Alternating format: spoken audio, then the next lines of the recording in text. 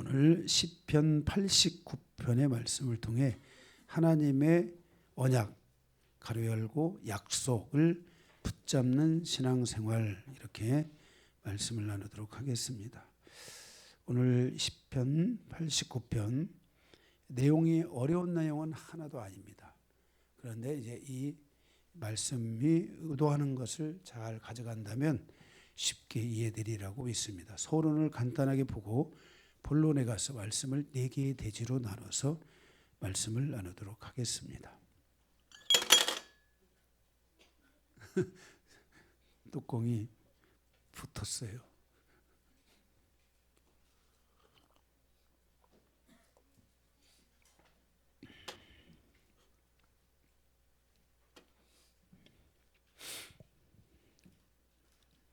서론을 간단하게 보면 시편 89편은 에스라 사람 에단의 기도이며 노래입니다. 기도시이고 노래시입니다. 남유다의 멸망이 가까워지고 있는 때에 다윗과 맺은 언약을 상기하면서, 그러니까 남유다의 멸망이 오고 있을 때, 이제 남유다가 멸망하면 이제 바벨론의 포로가 되는 거죠. 그죠? 이렇게 남유다가 멸망하며 그럴 때에 다윗과 맺은 언약, 그것을 상기하면서 열방의 조롱거리가 된 남유다를 바라보며, 남유다가 이제 멸망 직전에 오기 때문에 주변에 있는 세계의 모든 나라들, 이집트라든지 이쪽에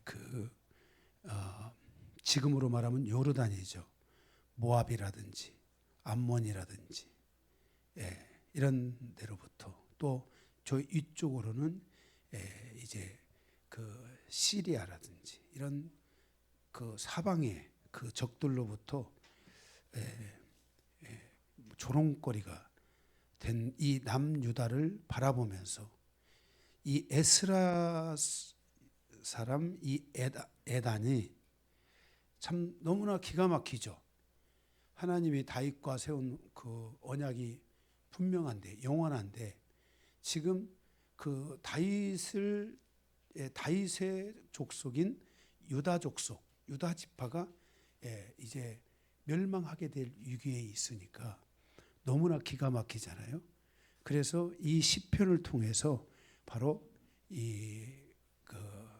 하나님 앞에 기도하는 그런 내용입니다. 그래서 그 내용이 무엇인가, 그 다윗의 왕조를 회복시켜 달라는 그런 기도라고 할 수 있습니다. 그러니까 다윗과 맺었던 언약을 다시 한번 상기하면서, 그러나 그럼에도 불구하고 우리가 하나님 앞에 범죄하고 넘어졌을 때는 하나님은 거기에 대해서 심판하지 않을 수 없다는 것. 그러나 내가 심판을 한다고 해서 너희를 영원히 있는 것은 아니다. 이것은 뭐냐면은 이 에단이라는 이 사람이 하나님으로부터 이 응답을 받고 하나님으로부터 이 말씀의 확신을 가지고서 이 말씀을 여기에 기록하고 있는 것입니다. 그러니까 하나님의 약속이 있었던 백성이지만 죄악으로 인하여 그들이 이제 하나님의 심판을 받게 되고 책망을 받게 되지만, 그렇다고 해서 하나님의 그 다윗과 맺은 언약이 없어지는 것이 아니라, 그럼에도 불구하고 그 언약은 영원히 존재한다. 그럼으로써 하나님의 백성들이, 이스라엘 백성들이 하나님 앞에 깨어있기를 간절히 바라면서 기도하는 그런 기도시라고 할 수 있겠습니다. 특별히 이 시편에는 하나님의 신실하심과 대조적으로 그분의 언약을 저버린 이스라엘의 이 불신앙적인 것에 대해서 가슴 아파하는 시인의 간절한 마음이 여기에 또 드러나 있는 것을 보게 됩니다.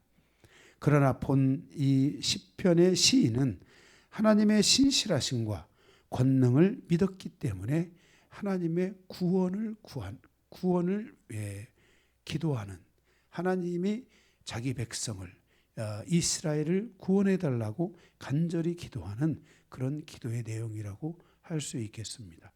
이것은 우리가 하나님이 여러분들이 신앙생활을 하고 하나님의 택함을 받고 부름을 받고 여러분들이 신앙생활을 하지만 이 신앙을 우리가 잘 유지하고 이끌어 가야 되고 이 신앙을 우리가 잘 증거해야 됨에도 불구하고 우리의 부족함 때문에 이 하나님이 나에게 택한 자들에게 주신 이 약속이 마치 이 약속이 이루어지지 않고 나의 가문에 대한 나의 삶에 대한 마치 하나님의 어떤 심판이 후대에 온다고 할 때 우리는 이 시편의 이 말씀을 잘 기억하면서 하나님 앞에 우리가 나의 후손들을 위해 기도할 줄 알아야 되고 나의 기업을 위해도 기도할 줄 알아야 되고 예수님께서도 십자가에 죽으시기 전에 누구를 위해서 기도했어요?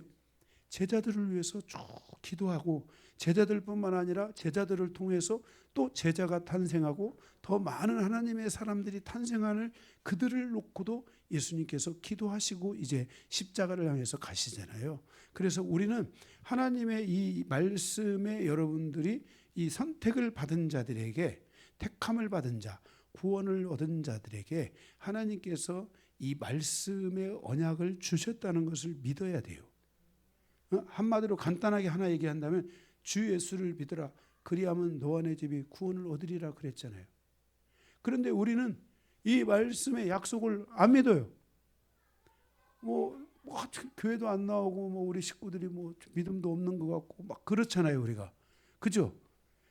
그러나 우리는 이 하나님의 약속을 믿는 사람들이 돼야 돼요. 이 언약을 잃어버리는 사람이 아니라 이 언약을 헌신짝 버리듯이 하는 사람이 아니라 이 에단과 같이 이 언약을 기억하면서 지금 이스라엘을 놓고 보면 유다를 놓고 보면 유다는 지금 이제 하나님의 심판을 받아서 바벨론에게 말멸망을 당하고 90%가 지금 죽음에 이르는 무서운 심판이 기다리고 있단 말이에요. 그런데도 이 에단은 바로 이 기도를 통해서 하나님의 약속을 붙잡았단 말이에요. 이런 것이 우리가 가져야 될 굉장히 중요한 신앙이에요. 그러니까 우리는 지금 나에게 이루어진 어떤 상황에서 내 믿음을 견고하게 지켜야 될 뿐만 아니라 내 믿음의 울타리 안에서 뭔가가 부족하고 뭔가가 연약하다 할지라도 우리는 그 연약한 것 때문에 나의 이 하나님의 이 언약, 이 하나님의 말씀을 그냥 쌍그리 무시하고 이 하나님의 말씀에 대한 내 믿음을 제로 상태로 만들어버리는 이런 불신앙적이고 어리석은 자가 되면 안 된다는 거예요. 정말 끊임없이 내 인생의 삶이 죽는 날까지 주 예수를 믿으라 그리하면 너와 내 집이 구원을 얻으리라. 이 한 약속의 한 개잖아요. 다 많잖아요. 하나님이 우리에게 주신 약속들이 많잖아요. 그 약속을 계속 붙잡고 기도할 줄 아는 이러한 사람들이 있을 때 하나님의 뜻은 이루어진다는 거예요. 그래서 하나님은 이 말씀의 언약을 아무에게나 주는 게 아니라 하나님이 택한 자들, 하나님이 예정하여 부르시고 구원한 자들, 그들에게 하나님이 이 약속의 말씀을 주고 있다는 것을 알아야 돼요. 할렐루야. 그러니까 이 약속을 붙잡아야 돼요. 할렐루야. 네, 저도 붙잡아요. 꽉 붙잡고. 자, 그런 마음을 가지고 기도한 이 기도를 통해서 주시는 교훈이 무엇인가? 우리가 네 가지를 같이 생각해 보도록 하겠습니다. 첫 번째는 다윗의 언약에 대한 기억을 통한 교훈이에요. 1절에서 4절인데요. 거기 1절, 2절 내가 여호와의 인자심을 영원히 노래하며 주의 성실하심을 내 입으로 대대에 알게 하겠다. 그러니까 주의 성실과 주의 인자를 내 입으로 말하겠다 이 말이에요. 내 입으로 언제까지 말하겠다? 대대. 이 말씀을 지금 기록했으니까 이 기도가 살아있으니까 이 기도는 지금 우리에게도 말하고 있잖아요. 그래서 대대 손손 모든 사람에게 내가 이 하나님을 내 입으로 말하겠다. 2절에 내가 말하기를 인자하심을 영원히 세우시며 주의 성실하심을 하늘에서 경고히 하시리라 하였나이다. 자, 그러면 이 말하겠다, 주의 인자와 성실을 말하겠다 그랬잖아요. 그리고 그것을 영원히 세우겠다 이랬잖아요. 그러면 이 에단이 말하고 있는 이 하나님의 그 인자와 성실, 이것을 여러분들이 견고하게 붙잡아야 돼요. 예. 그래서 이 인자는 뭐냐면 사랑이에요. 구약에서는 헤세드 하면은 하나님의 사랑이에요. 하나님이 우리를 얼마나 사랑하실까요? 응? 하나님이 우리를 얼마나 사랑하실까요?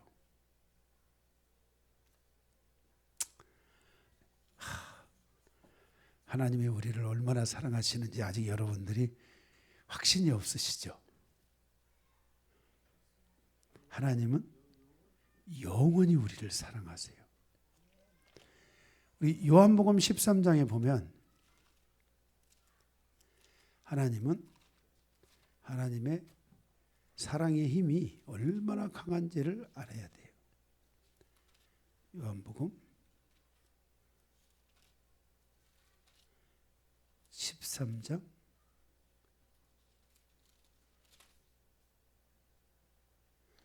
1절에 보면,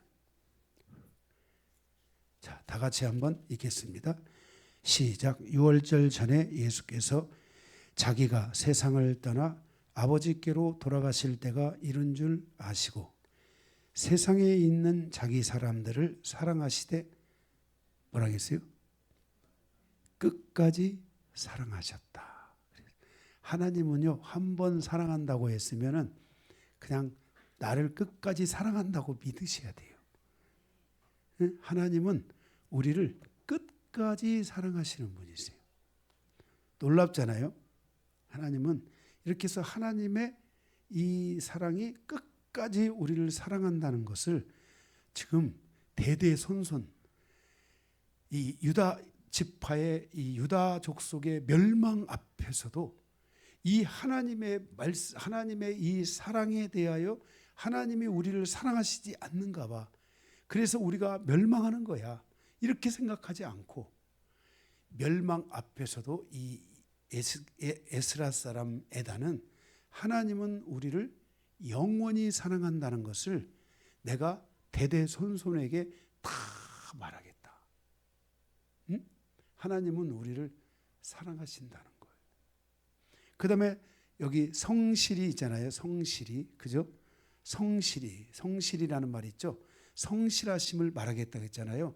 이 성실하심이라는 말은 원어에 보면 무슨 말이냐면 견고함이에요. 견고함.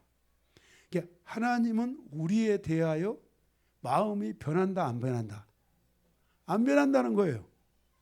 하나님은 우리에 대하여 마음이 안 변해요.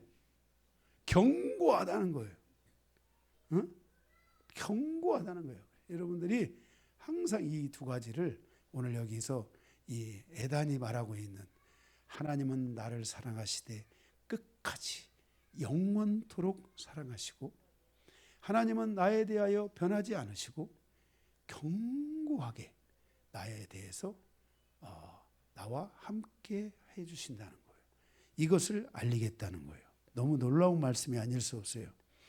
참 하나님, 우리는 정말 얼마나 많이 때로는 그 연약함을 드러내고 그럴 때도 참 많은데 그럼에도 불구하고 하나님은 나를 영원히 사랑하신다는 거예요. 그리고 내 옆에서 견고하게 계신다는 거예요. 그러니까 하나님이 여러분에게 주신 약속들이 있잖아요. 저 하나님이 저에게 주신 약속이 있어요. 특별한 약속들이 있어요. 제가 평생의 말씀도 저에게 약속으로 주셨고요. 제가 또 이 하나님께서 저에게 이 꿈속에서 주신 약속도 있고요. 하나님이 저에게 세밀한 생생한 음성으로 주신 약속도 있고요. 하나님이 저에게 주신 이 약속들이 저는 있어요. 그런데 이 약속에 대해서 하나님이 견고하게 하신다니까. 그래서 나의 상태와 관계없이 이 약속을 붙들고 우리는 하나님 앞에 갈 줄 아는 이 은혜가 있어야 돼요.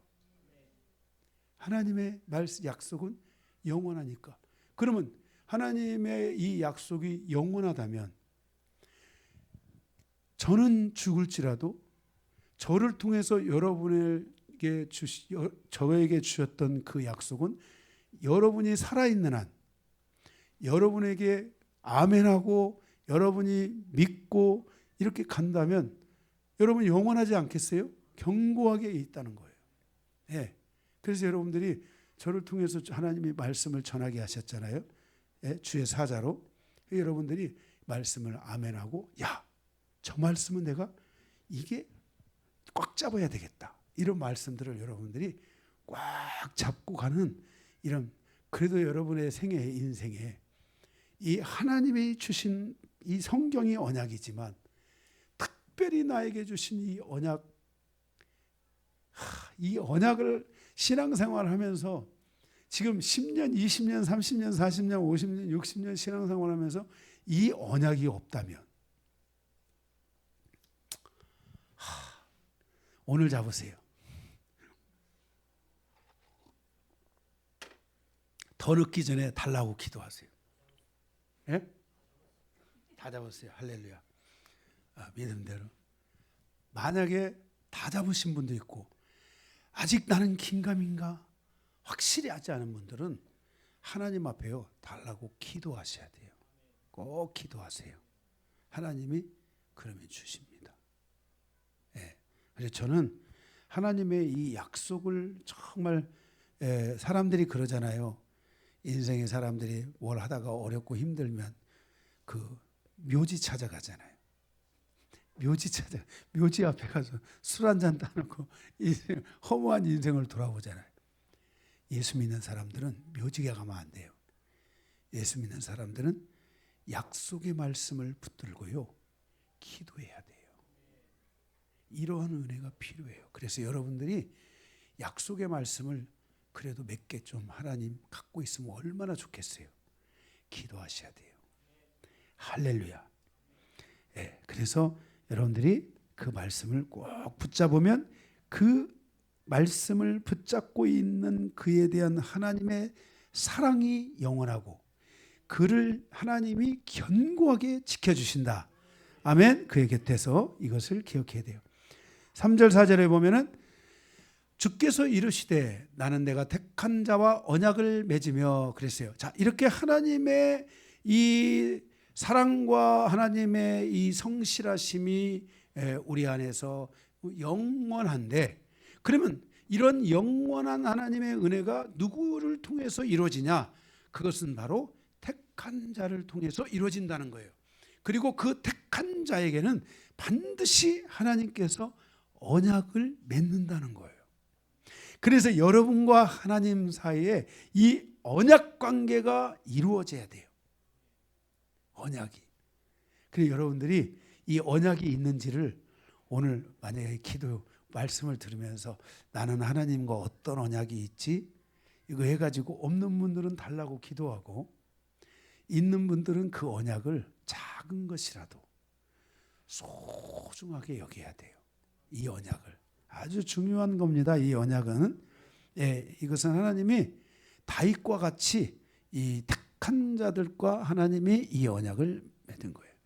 그리하여 다윗에게 나의 내종 다윗에게 맹세하기를 4절 내가 내 자손을 영원히 견고히 하며.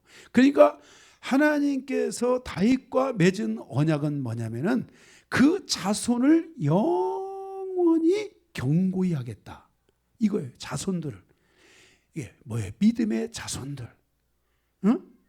이 예수 그리스도를 이 다윗은 예수 그리스도의 그 모형이잖아요. 그죠? 모형이잖아요. 그리고 내 왕위를 대대에 세우리라 그랬잖아요. 왕권을 세우겠다 그랬어요. 그러면 여러분이 예수 그리스도가 바로 다윗은 예수 그리스도의 모형이고, 그러면 이 믿음의 씨, 아브라함의 씨는 예수 그리스도잖아요. 그러니까 이 이 내 자손을 영원히 하겠다는 것은 예수 그리스도를 믿는 자들을 하나님이 영원히 견고히 세우겠다는 거예요. 그리고 그들 위해 왕권을 세우겠다는 거예요. 그래서 여러분들이 예수 그리스도가 나의 왕이잖아요. 그 왕이신 예수님을 나의 주인으로 받아들여야 돼요. 이 예수님을 가장 먼저 신약 성경, 구약 성경에서 예수님을 가장 먼저 주인으로 모셔드리는 분이 누구세요? 예? 하나님을 제일 먼저 주인으로 모셔드린 분 모르시죠? 아브라함이에요. 아브라함이 예수님을 주인으로 삼았어요. 주인으로. 그러자 또 사라가 나는 아브라함을 나의 주인으로 삼겠습니다. 그러니까 사라도 아브라함도 믿음의 조상이 된 거예요. 이해가 되세요? 그렇게 해서 주로 보셔요. 여러분들이 나의 주인이 있어야 돼요. 나의 주인 삼은 모든 것 내려놓고 오직 주님만을 나의 주인으로 삼겠다는 거잖아요. 그죠? 그래서 여러분들의 신앙의 여정 속에 예수님이 나의 주인이 되는, 주님이 나의 주인입니다 라고 여러분들이 이것을 고백하고 시인하는 시간이 여러분들에게 있으셔야 돼요. 그러면 바로 내가 내 자손을 영원히 견고히 세우며 내 왕위가 대대히 세우리다. 그래서 여러분의 가정에 이 왕권의 위, 왕권의 이 권능, 왕권의 이 능력, 왕권의 이 권세가 여러분의 가정 안에, 여러분의 일터 안에, 여러분의 신앙 안에 이게 딱 세워져야 돼요. 예수가 나의 왕이신데, 예수가 나의 주인이신데 누가 나를 건들리리요? 천만인이 둘러싸린다 할지라도 나를 예수의 그 사랑 안에서, 예수의 그 통치와 그의 그 왕권 아래서 나를 해할 자가 없다. 로마서의 말씀이 있잖아요. 여러분들이 이것을 여러분들 안에 견고하게 세우셔야 돼요.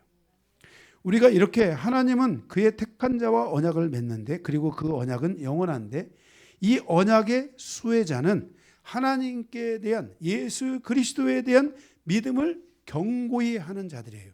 확고히 하는 자들이에요. 하나님과의 이 언약이 흔들리는 것은 하나님이 흔들리는 것이 아니라 나의 믿음이 흔들리는 것이라는 것을 기억하고 나의 믿음을 견고하게 가져야 돼요. 예수 그리스도에 대한 나의 믿음이 견고해야 돼요. 하나님의 언약 아래서 살아가는 성도들은 두 가지를 우리가 조심해야 돼요. 에레미야 2장 13절에 보면, 여러분들이 에레미야 옆에 정도 가만히 있어요. 에레미야 2장 13절에 보면 여러분이 믿음 생활을 해갈 때, 하나님 앞에 믿음을 가지고 나아갈 때 우리가 조심해야 될 것이 있어요. 에레미야 2장 13절에 다 같이 읽겠어요. 시작. 내 백성이 두 가지 악을 행하였나니 곧 그들이 생수에 근원되는 나를 버린 것과 스스로 웅덩이를 판 것인데 그것은 그 물을 가두지 못할 터진 웅덩이들이라. 아멘. 자, 우리가 하나님의 언약 아래서 살아가는 성도가 두 가지를 조심해야 되는데, 하나는, 첫째는 생명에 근원되는 하나님을 버리면 안 돼요. 그러니까 하나님을 여기서 버린다는 것은 무슨 말이냐면 하나님을 의지하지 않는다는 거예요. 항상 무엇을 하든지 어떤 상황에서든지 하나님을 의지하는 사람. 우리가 하나님을 의지할 때는 여러 가지를 하잖아요. 제일 그냥 딱 떠오르는 거, 기도. 하나님을 의지하는 사람은 또 뭘 하냐면요, 말씀을 찾아요. 하나님의 말씀이 나에게 뭐라고 하시는가, 그 말씀을 찾는 사람이 있어요. 또 하나님을 의지하는 사람은 성령의 충만함과 은혜의 충만함을 구하잖아요. 그래서 찬양을 하고 그래요. 그런 걸 하면서 하나님을 의지하는 힘을 가져가는 거예요. 그런데 그러면서 찬양을 통해서 은혜도 받고요. 찬양을 통해서 믿음도 갖고요. 그래요. 감사도 해요. 미리 감사하는 거야. 감사가 여러분 나중에 가다 보면 감사가 예언이 돼요. 미리 감사가 돼요. 감사가 미리 감사가 된다는 것은 응답이 됐다는 걸 믿는 거잖아요. 이런 은혜들이 와야 돼요. 이게 바로 에베소서에 나와 있는 말씀들이에요. 그래서 여러분들이 이 하나님을 의지하지 않는 것을 조심해야 돼요. 내가 항상 우리가 신앙생활을 잘해요. 나는 하나님을 믿고 예배도 하고 뭣도 잡고 다 하는데 우리가 우리의 일터로 가서 우리의 가정으로 가서 교회에서는 하나님을 뭐 의지하고 그래요. 하나님을 의지해서 뭐 봉사도 하고 하나님을 의지해서 기도도 한다고 하고 막 하나님을 의지해서 뭐 헌신도 하고 뭐 다 한다고 해요. 그런데 가정으로 돌아갔든지 일터로 돌아간다든지 나의 중요한 삶의 현장으로 돌아갔을 때 그때 우리가 어떤 상황, 어떤 환경, 어떤 그런 그 문제에 부딪히지 아니하고 그것 때문에 염려하지 아니하고 우리는 거기서 하나님을 의지해야 되잖아요. 그죠? 하나님을 의지해야 돼요. 그런데 생명의 근원이 하나님인데 우리 인생의 성공의 근원이 하나님이고 우리의 인생의 축복의 근원이 하나님이고 우리 인생의 은혜의 근원이 하나님이세요. 그런데 그 하나님을 우리가 여기 하나님을 버리면 안 된다라는 말은 의지하지 않으면 안 된다는 거예요. 나도 모르게요. 내가 무슨 일을 딱 하고 뭐 하다가 보면요. 나도 모르게 내가 나를 의지하고 있고요. 내가 내 지식을 의지하고요. 내가 사람을 의지할 때가 있어요. 이거는 여러분들이 빨리 회개하고 내가 어떤 상황이든지 간에 하나님을 딱 의지해야 돼요. 하나님 도와주십시오. 되고 안 되고가 문제가 아니에요. 우리 인생은 긴 마라톤과 같은 거예요. 여기서는 내가 생각할 때 안 되는 것 같았는데요. 나의 믿음이 모아져가지고 여기 42.195km 이 마라톤의 이 끝부분엔 딱 다가오면서요. 인생의 꽃이 막 확 피는 거예요. 여기서 안 폈다고? 여기서 안 피는 게 아니에요. 여기서 피고 가면서 계속 다 피면 좋겠지. 그렇죠? 우리 인생엔 하나님을 향하여 이렇게 의지하는 마음이 잃어버리면 이건 굉장히 위험할 수 있는 거예요. 그래서 여러분들이 범사에 무엇을 하든지 하나님이 힘달라고 하나님 의지합니다. 하나님 의지합니다. 그런데도 꽝이야. 그래도 나는 하나님 의지합니다. 또 안 되는 것 같고 뭐가 안 되는 것 같은데 그래도 하나님 의지합니다. 하는데 우리 인생은 100m 달리기가 아니야. 끝까지 가봐야 하는 거야 인생은. 응? 끝까지 가봐야 알아. 그러니까 우리가 하나님을 의지해야 돼요. 하나님을 버리면 안 돼요. 그래서 두 번째로는 스스로 무너지는 것을 조심해야 돼요. 스스로 무너지는 것. 거기 보면 뭐라고 했냐면 나를 버리고 스스로 웅덩이를 판 것인데 그것은 그 물을 가두지 못할 터진 웅덩이라. 자, 스스로 무너지는 것을 조심해야 되는데 스스로 무너진다는 것은 무슨 말이냐면 밑이 빠진 거야. 밑이 없는 거야. 밑이 없는 독에다가 물을 부으면 물이 거기에 채워져요? 안 채워져요? 안 채워져요. 우리가 스스로 넘어지는 것, 무너지는 걸 조심해야 되는데 그것은 바로 뭐냐면 믿음의 기초를 견고히 해야 되는데 믿음의 기초를 견고하지 않으면 이게 흔들리잖아요. 그러면 영적 손실들이 오기 시작해요. 믿음의 기초가 자꾸만 흔들리면요 바닥에 구멍이 생겨서 물을 부으면 그리 새나가는 거야. 은혜를 받아도 그쪽으로 또 새나가는 거야. 그래서 우리가 스스로 무너지는 것을 조심해야 돼요. 그러면 우리가 스스로 무너지지 않으려면 어떻게 해야 되냐? 믿음의 기초를 견고하세요. 만약에 내가 믿음의 기초가 조금 부족하다. 또 더 견고하게 해야 되겠다. 그러면 믿음의 기초는 말씀의 기초라겠잖아요. 말씀의 땜빵을 많이 하면 돼요. 하나님의 말씀을 통해 땜빵을 많이 하고요. 하나님의 말씀을 막 의지하고요. 특별히 여러분들이 하나님이 주신 그 택한 자들에게 주시는 언약, 약속이 있다 했잖아요. 이런 거 몇 개 가지고 있으면요. 땜빵이 확실해요. 믿음의 기초가 흔들릴 수가 없어요. 어떤 상황이 와도 다 그 말씀을 의지하는 사람들은요. 바로 그 말씀이 내가 그 적절한 상황에 탁 나는 나를 위해서 잠언, 교회를 위해서 유다 탁탁탁탁탁탁탁 그 상황에 따라서 하나님의 이 말씀이 탁 나를 붙잡아주고 그래서 믿음의 그 기초를 견고히 하니까 흔들림이 없는 거예요. 할렐루야. 이것만 주의한다면은 여러분들의 믿음은 하나님의 이 견고한 약속 안에서 열매를 맺는 데까지 반드시 갈 것이라고 믿습니다.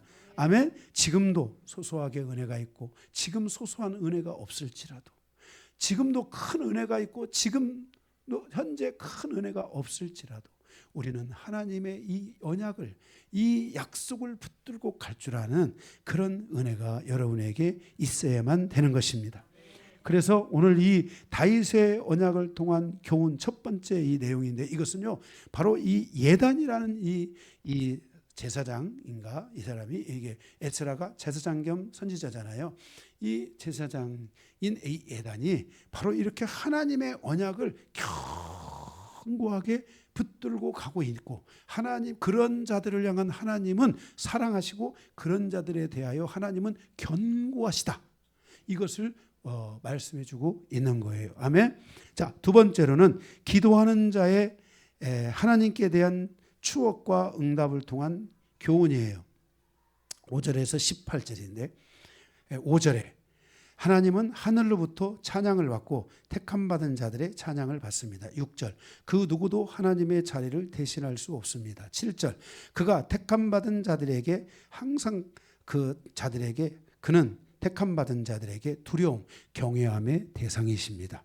8절 주의 능력에 대항할 자가 없습니다. 그의 인도하심은 성실하고 견고하기 때문에 우리가 주의 능력에 대항하는 게 아니라 우리는 주의 능력에 순복하며 가야 됩니다. 주님은 바다를 다스리십니다. 10절, 9절, 10절 주님은 이 애굽을 다스리시며 그때 당시 이 이집트 문명은 어마어마한 문명이잖아요. 그죠?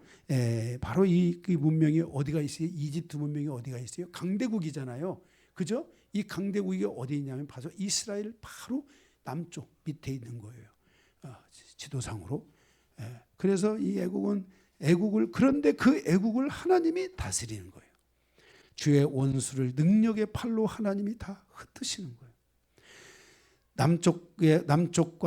남쪽의 땅과 그 하늘과 땅과 모든 것이 주의 것이고 주님에 의해서 다 창조되었어요. 남쪽과 북쪽을 창조하셨어요. 남쪽은 애굽, 북쪽은 아수르, 바벨론 제국. 북쪽 우위로부터 시작해서 전체가 다 바벨론 제국이 통치하고 다스리고요. 남쪽의 가장 큰 견고한 나라는 이집트죠. 이스라엘을 중심으로 놓고 볼 때 그렇습니다.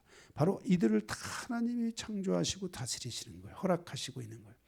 쭉 그냥 다 여러분 읽어보시고 18절 이스라엘의 방패는 하나님이시고 하나님은 우리의 왕이시라는 거예요.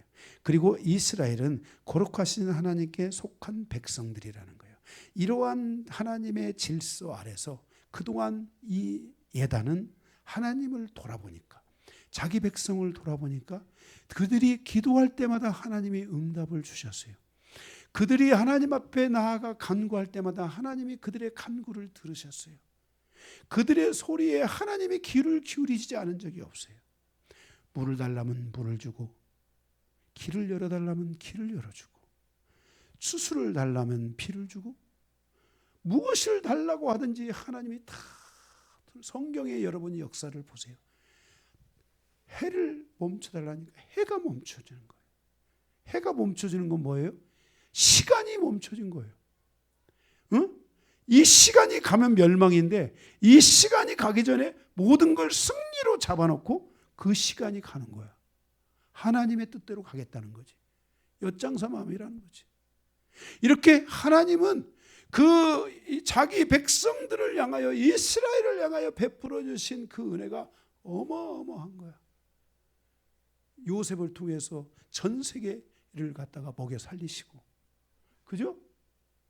그래서 그 버려진 작은 사람들과 같은 그들 가운데 요셉이 총리로 이 애굽을 제2인자가 돼서 애굽을 다스리잖아요.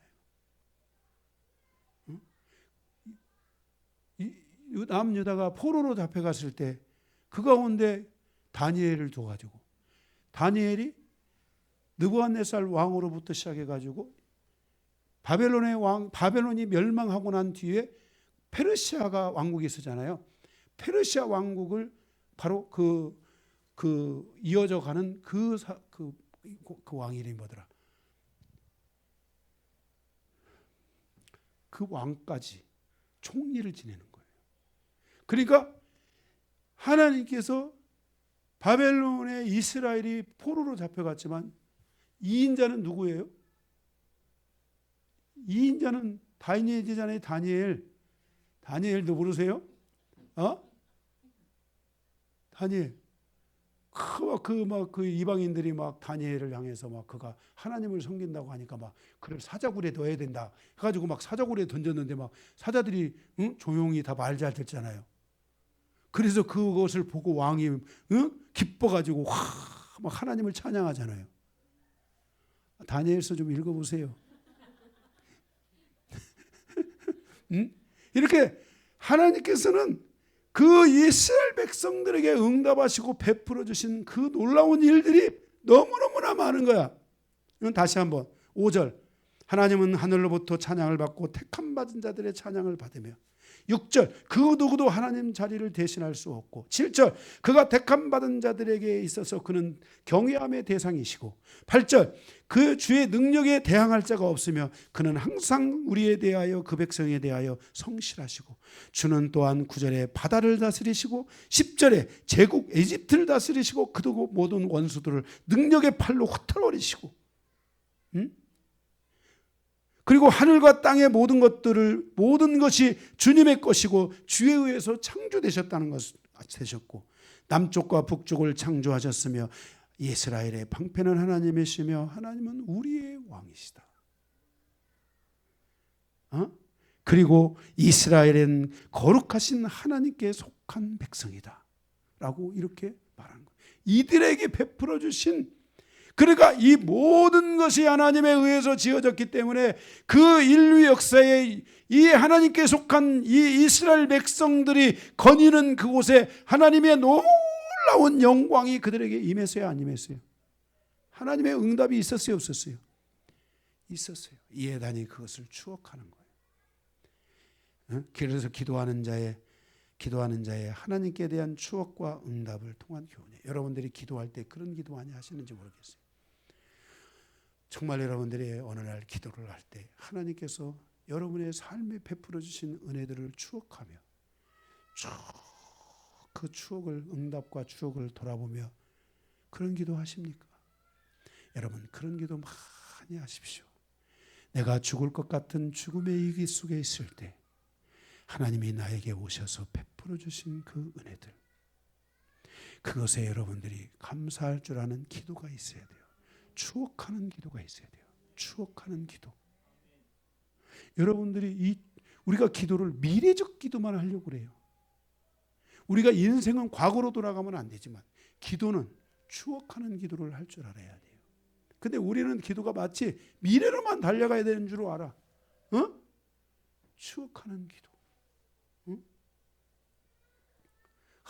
우리 강요한 목사님이 저쪽에 있을 때 나의 가슴에 대고 기도를 해줬는데 방언이 터지고 눈물을 팍 흘리면서 막 기도가 거기서 팍 열렸는데, 그때는 내가 막 기도의 참편이 되고 막 기도의 능력대가 될 줄 알았는데 내가 이렇게 폭삭하고 있구나.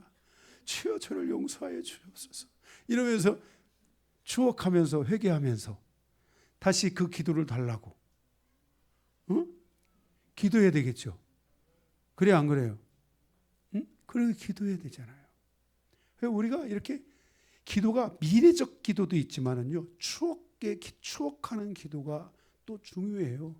그래서 여러분들이 정말 가끔씩 한 번씩 추억하는 기도를 쭉 드리면서요, 다시 하나님을 향하여 미래적 방향으로 쫙 열어가는 기도, 예, 그런 기도들이 여러분들 안에 있으셔야 됩니다. 할렐루야. 예, 그래서 남유다가 멸망의 길로 가면서 하나님께 대한 믿음과 추억과 응답에 대한 기억이 사라지고 하나님을 기억하고 있지 않으면 그들은 하나님을 의지하지 않고 악한 길로 나아가고 있으며 하나님의 말씀에 의존하여 살아가는 삶을 잃어버리게 된다는 것입니다. 하나님과 동행하는 삶을 살지 않는다는 것입니다. 그들은 하나님을 두려워하지 않고 경외하지 않을 수 있습니다. 말씀을 공경하지 않으며 하나님을 공경하지 않을 수 있습니다. 이제 조금 남아있는 하나님께 대한 추억마저 희미해질 수도 있다는 것입니다. 그래서 하나님을 온전히 찬양하지 않는다는 것입니다. 사랑하는 성도 여러분, 이것은 매우 위험한 신호입니다. 믿음의 온전함을 향해 달려가는 성도들이 되어야 되고, 우리는 믿음이 약해지지 않고 믿음의 초보에 이르지 않도록 전력해서 가야 되는데, 그 가운데 우리에게 매우 중요한 기도가 하나 있는데, 그게 바로 추억하는 기도입니다. 하나님과 함께 갔던 시간들, 하나님의 은혜 아래에 있었던 시간들, 하나님의 응답으로, 하나님의 은총으로 함께 했던 시간들을 추억하면서 다시 그 하나님을 향하여 견고하게 붙들고 가며 내 삶에 그 하나님께 대한 감사를 다시 회복하고 믿음을 회복하는 그런 시간이 되어야 될 줄로 믿습니다. 세 번째, 하나님의 언약에 대한 하나님의 기억과 말씀을 통한 교훈입니다. 하나님의 언약에 대한 하나님의 기억과 말씀을 통한 교훈입니다. 19절에서 37절까지 있는 말씀입니다. 에스라 사람 에다는 하나님에 대한 기억과 하나님의 말씀을 생생하게 기억을 하고 있는 것을 보게 됩니다. 19절에서 37절인데 거기 특별히 27절에서 29절에 보면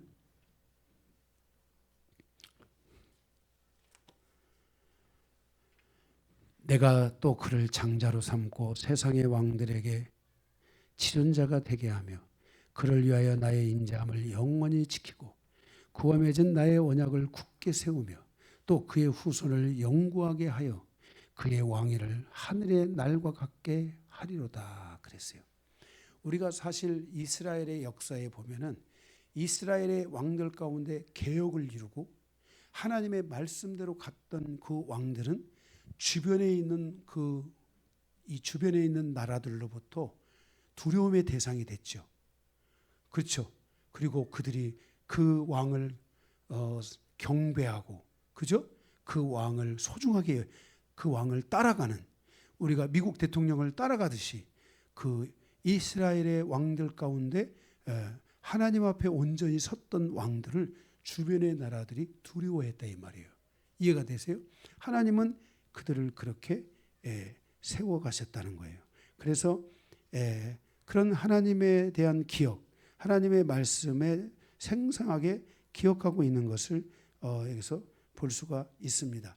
그런데 그 과정에서 하나님의 하신 일이 있다는 거예요. 또 만일 그 손이 내 법을 버리며 내 규례대로 행하지 아니하며 내 율례를 깨뜨리며 내 계명을 지키지 아니하면 내가 회초리로 그들의 죄를 다스리며 책직으로 그들의 죄악을 벌하리로다 그랬어요. 그러니까 이스라엘 백성들이 이렇게 하나님 앞에 정직하게 쓰고 바르게 쓴다면은 계속 하나님이 그 말씀 안에서 언약 안에서 그들을 인도해 가고 그들을 붙들어 가지만 만약에 그들이 하나님 앞에 바로 서 있지 못하게 된다면 하나님께서 그들을 향해서 책직을 드신다는 거예요.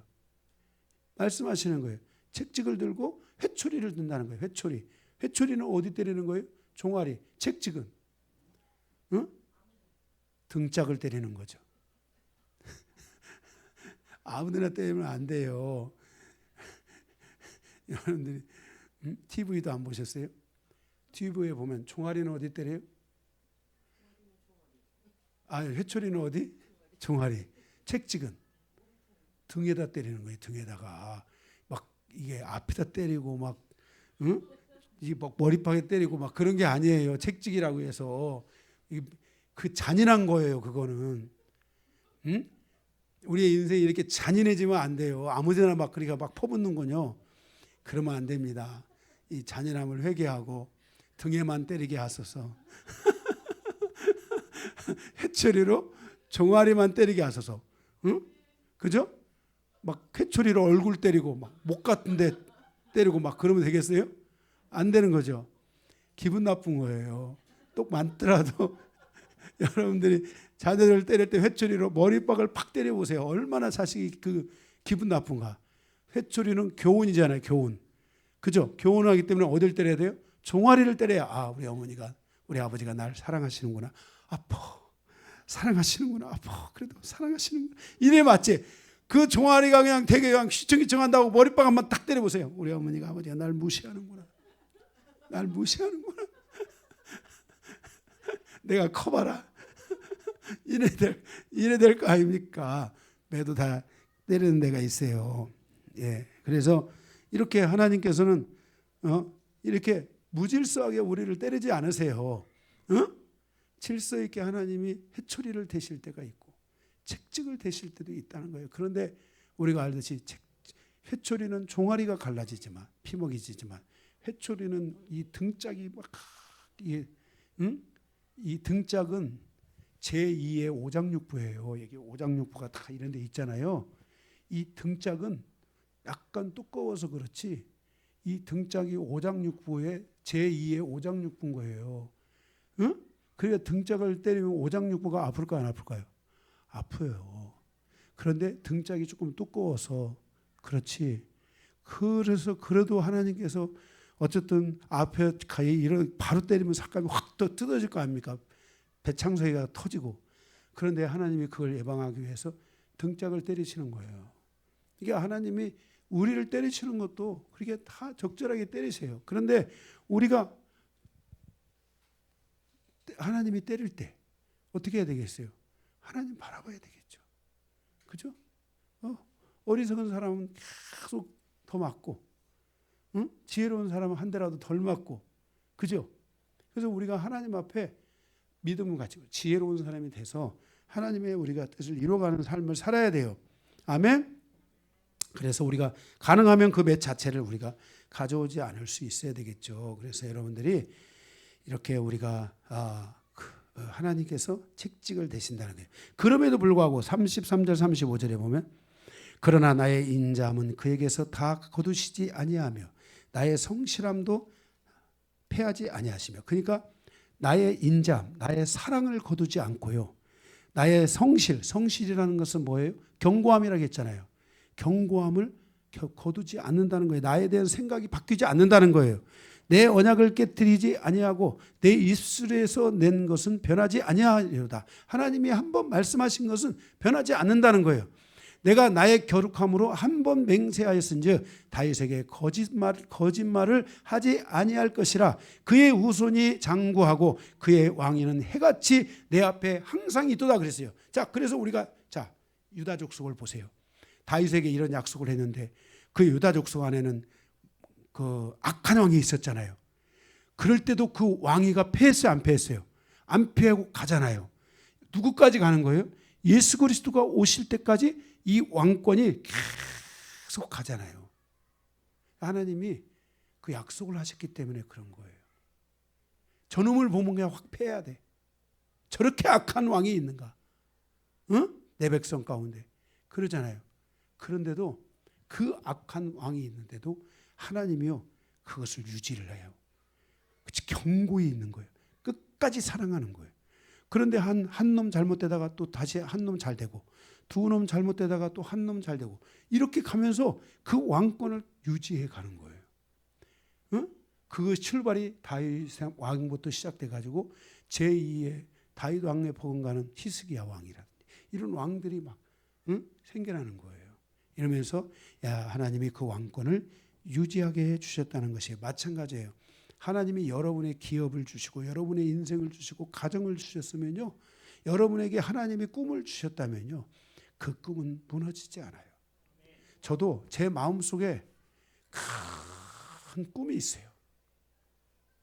제가 그 꿈을 그림으로 그려가지고 옛날 제 홀리 바이블에다가 쫙 넣어놓고 얼마 동안 다녔어요. 지금 있나 없나 모르겠어요.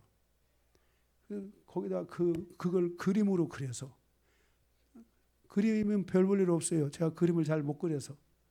그렇지만 그걸 넣어놓고 가요.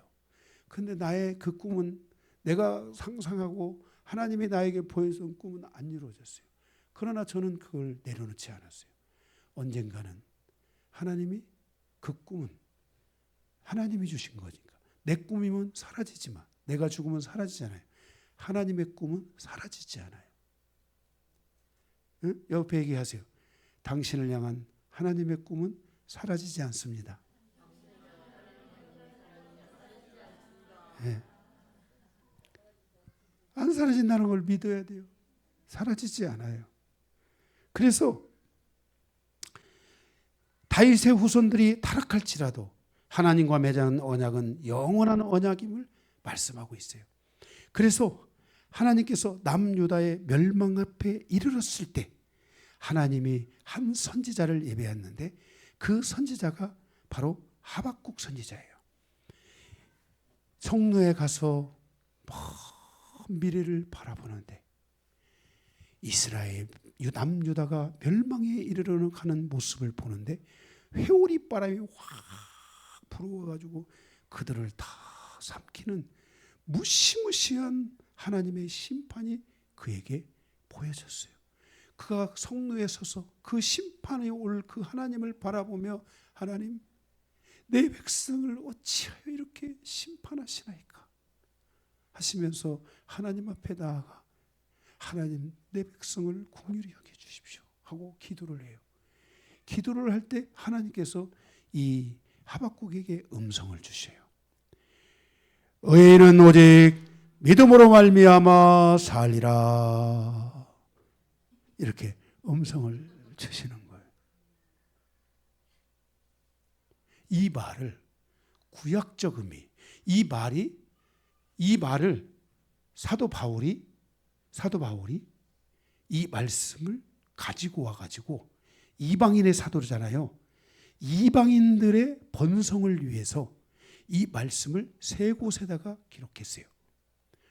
로마서에 기록하고, 갈라디아서에 기록하고, 히브리서에 이 말씀을 기록한 거예요. 이것이 구약적 의미로는 그런 의미인 거예요. 어떤 상황이 우리에게 다가온다 할지라도 믿음을 가진 사람들은 산다. 믿음을 가진 사람만 산다고 말씀하고 있는 거예요. 제가 우리 유아나 유호가 앞으로 살아갈 미래를 생각하면 마음이 아파요. 지금만치 우리가 살아갈 세상이 편하지는 않아요. 그런데 두려워하지는 않아요. 왜? 하나님이 그들에게 믿음을 주셨기 때문에. 그들이 살 거라는 분명한 확신이 있고, 그들이 마지막 때에 하나님의 영광을 위해서 쓰임받을 마지막 주자와 같이 놀라운 자녀들이라는 것을 믿게 되는 거예요. 우리가 이렇게 하나님이 말씀하셨어요. 의인은 오직 믿음으로 말미암아 살리라. 그래서 그것을 하박국이 응답을 받고 성루에서 내려와서 하나님의 뜻을 기다려요. 할렐루야.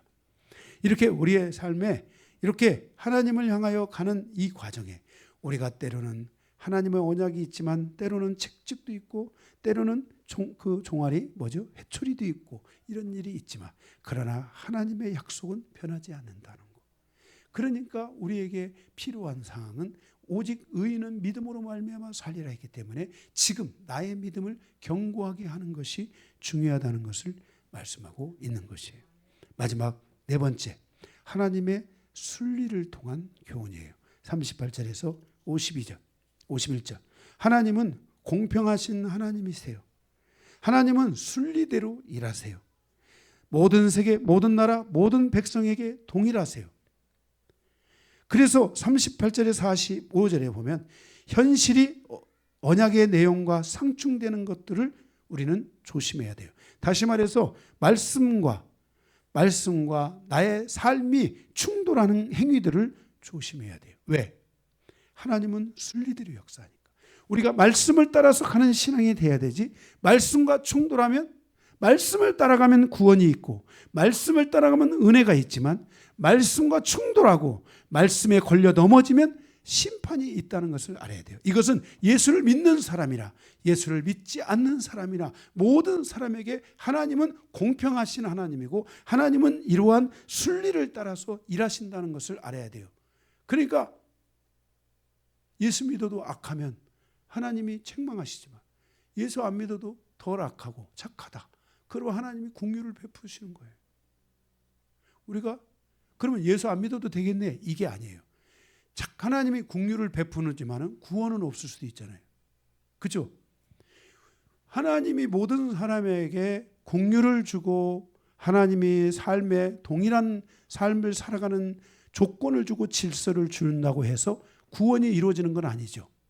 고넬료가 하나님 앞에 그 가난한 자들을 돌보고 했을 때 그 가난한 자들을 돌보는 일을 하나님이 사용하시잖아요. 고넬료가 그 일을 했다고 구원이 있어요? 구원이 있는 게 아니죠. 그래서 그렇게 착한 일을 하고 좋은 일을 많이 하니까 하나님께서 누구를 보내세요? 베드로를 보내가지고 그 고넬료를 구원하시잖아요. 할렐루야. 그래서 우리가 하나님이 이 세계 안에서 하나님이 일하시면 믿는 사람이나 믿지 않는 사람에게 동일하게 일하지만 구원의 문제는 하나님을 믿어야만이 구원이 있다는 것을 반드시 기억해야 돼요. 그래서 46절, 49절 나의 때가 얼마나 짧은지 기억하소서. 아니 46절 여호와여 언제까지니까 스스로 영원히 숨기리이까 주의 노가 언제까지 불보듯하시겠나이까. 49절 주여 주의 성실하심으로 다윗에게 맹세하신 그 전에 인자하심이 어디 있나이까 그랬어요. 여호와여 언제까지니까 라고 질문을 하고 있는 것을 보게 돼요. 우리가 인생을 살아가는 과정에 있어서 이렇게 하나님의 심판이 멈춰지면 하나님의 시간이 멈춰지면 하나님의 심판이라는 것을 알아야 돼요. 우리의 인생의 여정 속에 하나님의 시간이 멈춰버리면 안 돼요. 하나님의 시간이 계속 흘러가야 돼요. 근데 이 시간이 딱 하나님이 시간을 멈추는 인생이 된다면 그것은 하나님의 심판일 수 있다는 것을 알아야 돼요. 하나님의 시간이 나의 인생에 계속 흘러가도록 멈춰지지 않도록 우리는 하나님 앞에 나아가야 돼요. 그래서 50절 51절에 보면 주는 주의 종들이 받을 비방을 기억하소서. 많은 민족의 비방이 내 품에 있사오니 여호와여 이 비방은 주의 원수들이 주의 기름 부음 받은 자의 행동을 비방하는 것이로소이다 라고 말하고 있어요. 여기 그래서 우리가 항상 이 조롱, 모욕, 불명예 이런 것들을 우리가 조심해야 돼요. 하나님의 백성과 하나님의 교회에 대해서 모욕하고 그것은 모욕하는 것은 곧 하나님에 대해서 모욕하는 거예요. 우리가 이렇게 조롱하고 모욕하고 불명예스러운 이런 일이 있으면 안 돼요. 응? 할렐루야. 응? 그래서 우리의 삶에 있어서 이렇게 하나님의 일, 하나님의 사역, 하나님의 역사에 대하여 조롱하고 모욕하고 불명예스러운 그런 것들을 항상 조심해야 돼요. 왜냐하면 여기에 대해서는 하나님께서 그의 시간을 멈추시고 그 멈추는 과정을 통해 하나님의 심판이 있다는 것을 우리에게 알리시기 때문인 그런 거예요. 그래서 52절 마지막에 여호와를 영원히 찬송할지어다. 아멘 아멘. 그랬어요. 더블 아멘 나와요 이게. 그죠? 아멘 아멘. 네. 여호와를 영원히 찬송해라. 이 하나님의 모든 질서 안에서 삶을 이끌어가고 인도해 가시는 그 하나님을 영원히 찬송하라고 그렇게 시편 기자 이 시편은 시인인 이 우리에게 에단이 우리에게 말씀하고 있는 것을 보게 됩니다. 말씀을 같이